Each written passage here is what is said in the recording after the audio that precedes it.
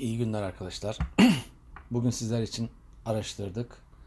Boğaz ağrısı için 5 ev tedavisi olaraktan bilinen formülleri ve de kendimize ait tecrübelerimizi sizlere aktarmak için huzurunuza geldim arkadaşlar. Evet, boğaz ağrısı için oldukça yaygındır boğaz ağrısı. Aynı zamanda rahatsız bir durumdur. Bu yazımda boğaz ağrısının etkilerini azaltmak için birkaç ev tedavisi yöntemi göstereceğiz ve okuyacağız ve sizlere sunacağız. Boğaz ağrısı başta basit bir problem olabilir ancak zamanla ciddi problemlere dönüşebilir ve sıkıntı çekebilirsiniz. Bu durumu önlemek için boğaz ağrısını gideren birkaç ev tedavisi bilmenizde fayda var.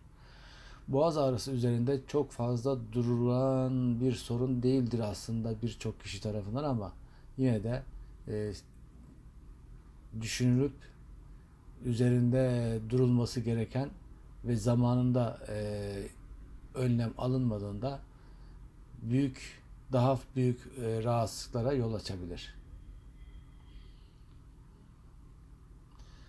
Evet, boğaz ağrısını dikkat etmemiz gereken, açıklaması çok basit olsa da belirtiler ve ağrı gerçek sorundur. Sebep olduğu ağrıya ek olarak kaşıntı ve iltihaplanma da yaşayabilirsiniz. Öksürük ve boğmaca gibi bazı etkenler de çıkıyor ortaya tabii ki. Bademciklerin iltihaplanması vesaire, boğaz kuruluğu, ağız içi iltihaplanmaları falan buna bağlı etkenlerdir. Bazı dolayı belirtiler de görülebilir. Bu belirtiler problemin altında yatan nedenler ve bu probleme neden olan çabuk tespit edilebildiğimiz bağlı olarak değişken de olabilir. Şimdi bu belirtiler ateş, baş ağrısı, iltihap, kusma gibi bazı öngörüler de olabiliyor. Boğaz ağrısının sebepleri genel olarak boğaz ağrısına sebep olan faktörlere oldukça çeşitlidir. Bu yüzden boğaz ağrısının sebebi kesin olarak belirleyebilmek için daha önce maruz kaldığınız hastalıkları veya durumları hatırlamanız da gerekebilir. Mesela şimdi en yaygın sebeplerden biri bakteri, franjit, sigara içmek, bademcik iltihabı, kirli hava soluma, gece ağzında nefes almak, evcil hayvan tüyü. Boğaz ağrısı için evde tedaviler şöyle. Boğaz ağrısının sebep olabileceği rahatsızlığı gidermeye yardımcı olmak için evde hazırlayabileceğiniz bir dizi doğal tedavi yöntemleri bulunmaktadır. Misal 1. Elma sirkesi. Bakteri boğaz ağrısının başlıca sebeplerinden biri olarak bu nedenle amaç mikropların ve bölgede bulunanların önlenmektir. Bunun için en mükemmel alternatif tedavi elma sirkesidir. Antibakteriyel özelliklere sahiptir ve kullanımı oldukça basittir. 1 bardak su 200 mg, 1 yemek kaşığı elma sirkesi 10 mg, 1 yemek kaşığı tuz 10 gram. Hazırlanışı: öncelikle elma sirkesini ve tuzu bir bardak suya koyun ve iyice karıştırın. Bu karışımı en az 5 dakika gargara yapın. Evet arkadaşlar, ikinci önerimiz sarımsak diye geçiyor. Sarımsağın olası tüm faydalarını zaten sizler de biliyorsunuz. Sıralamak da bu faydalarını sıralamaya kalksak birçok zamanımızı alır. Evet, kolay ve rastlanmayan özellikleri sayesinde sarımsağın faydası çokmuş. Onu söylemek istiyor. Sarımsak şiddetli ve rahatsız edici boğaz ağrısı gidermek için mükemmel bir tedavidir. Bu baharatın faydaları mikroplara mücadele ve bakterileri ortadan kaldırmaya yardımcı olan alisin olarak bilinen bir bileşikten gelmektedir. Evet, malzemeler demişiz. Bir diş sarımsak nasıl kullanılır? Bu tedavi hazırlamanıza gerek yok. Sadece bir diş sarımsak alın ve ortadan ikiye kesin. Sarımsağı ağzınızın her iki tarafına yerleştirin ve etki etmesini bekleyin. Evet. Yani bu şimdi bunu bu şekilde söylemiş ama ben biraz da orada bilgi vereyim. Arkadaşlar, sarımsağı dövün. Sarımsağı biliyorsunuz, birçok sarımsaklı yoğurt yaparken ne yapıyoruz? Dövüyoruz. O sarımsaklı yoğurdu dövün. Ağzınıza alın. Sağınıza solunuza çevirin. Yutun. Bak neler oluyor o zaman. Tamam, çok ya acıyacak ama ne mikrop kalacak ne boğaz ağrısı kalacak. Şimdi biraz daha etkisini çoğaltma amaçlı söyledim bunu. Evet. 3 demiş tarçın. Tarçın tek başına öğürmek refleksine sebep olabilir. Bununla birlikte düzgün kullanırsanız boğaz ağrısı tedavisinde yardımcı olabilir demiş.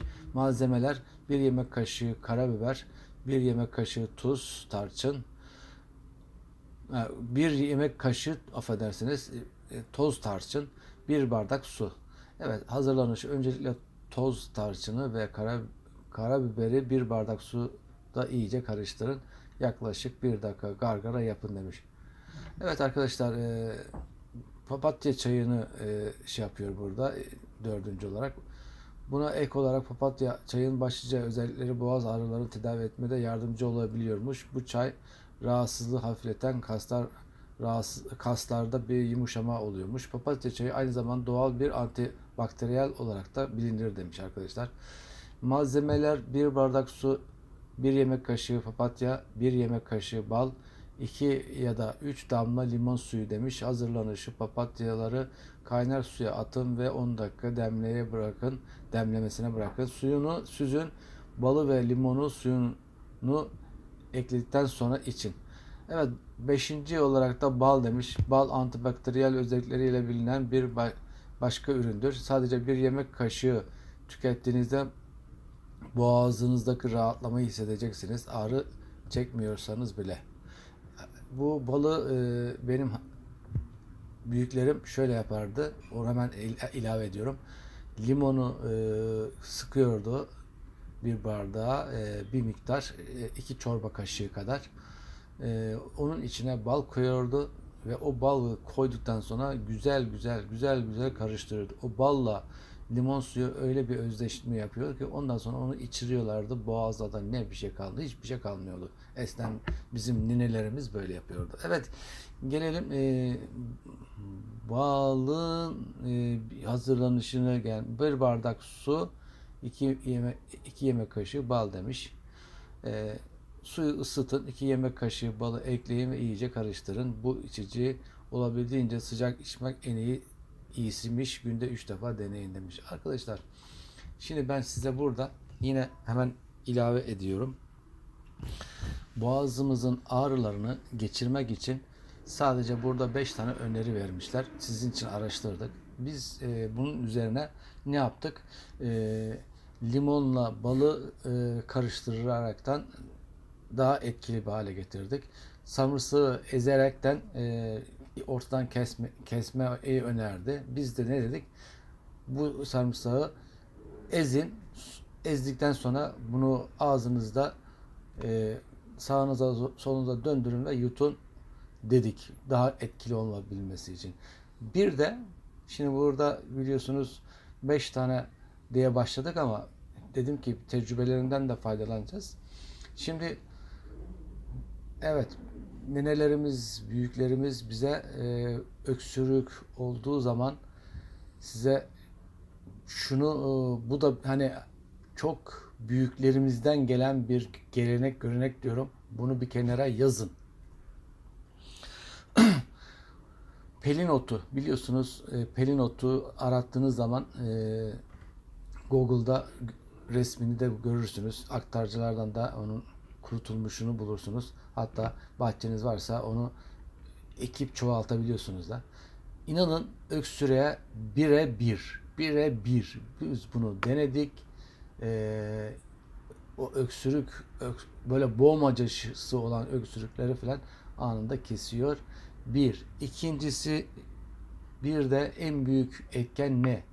Eskiden bizim ninelerimiz külü bakın ne kadar külü ısıtırdı, tamam mı? Isıtırdı külü, getirirlerdi, bir beze koyarlardı o ısıtılmış külü. Ondan sonra ona hafif böyle zeytinyağımsı bir şey sürerlerdi o bezin kenarlarına. Tamam mı? O sıcaklıkla o zeytinyağını getirirlerdi. Aynı börek, hani dolama börek derler ya, aynı dolama börek gibi o külü o bezin etrafına dolarlardı. Tamam mı? Getirirlerdi. Bizim boğazımıza sararlardı.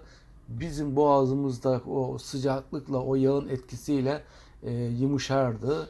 Bir de ne yaparlardı? Bakın hemen etkisi söyleyeyim. Ben hep bunları yaşadım. Bize yaptılar büyüklerimiz.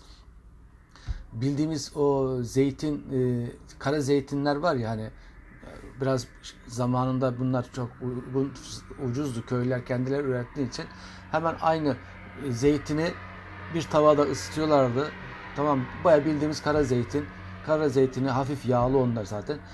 Kara zeytini ısıtıyorlardı. Isıttıkları zaman o, yine dediğim gibi, o bezin içine koyuyorlardı. Onu yuvarlıyorlardı böyle.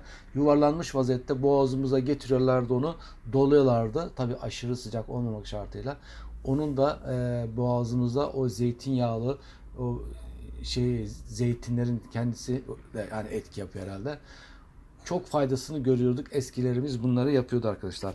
Evet arkadaşlar, hani daha buna benzer çok şeyler bulabiliriz de, fakat en etkileri bunlar olduğu için sizlere bunları anlattık. Evet, bu bilgiyi paylaşın arkadaşlar. Herkes görsün, bilsin arkadaşlar. Abone olmayı unutmayın. Beğenirseniz de çok memnun olurum arkadaşlar. Hoşça kalın. Allah'a emanet olun.